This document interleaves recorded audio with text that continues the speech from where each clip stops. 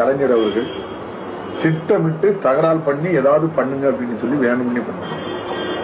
அதான் உண்மையான நடந்ததே நான் சிஎம்டே நேரில் பேசுறேன். இவர் தான் இந்த நாட்டில் தமிழ்நாட்டில் ஜாதி வளர்த்தது. பாம்பை விட்டு பாப்பான கொல்லுன்னு ஸ்லோகத்தை சொல்லிக் கொடுத்தது இவர் தான் இந்த நாட்டில். முதுகுளத்தூர் கலவரத்தை ஜாதி ஆக்குனது இவர் தான். நீங்க அதே மாதிரி இப்ப அவருடைய பதில பாருங்க. கலெக்டரையும் டிஐஜியும் மாத்தணுங்கிறது எங்களுடைய கோரிக்கை. அதுக்கு அவரு சொல்ற பதில், கலெக்டரையும் டிஐஜி மாத்தினா மிகவும் பிற்படுத்தப்பட்ட மக்கள் கொதிப்படைந்து விடுவார்கள். அப்போ தவறு செய்யக்கூடிய அதிகாரிகள் அல்லது தவறு செய்கின்ற தனிநபரோ எந்த ஜாதியை சேர்ந்தவங்கிற கணக்குல தான் இப்போ நடவடிக்கை எடுக்க முடியுமா? இந்த வயசுல இவ்வளவு சின்ன புத்தி அவருக்கு வரலாமா? இந்த வயசுல இவ்வளவு சின்ன புத்தி அவருக்கு வரலாமா? ஜாதியை சொல்லக்கூடிய அளவுக்கு மிக சின்ன புத்தி.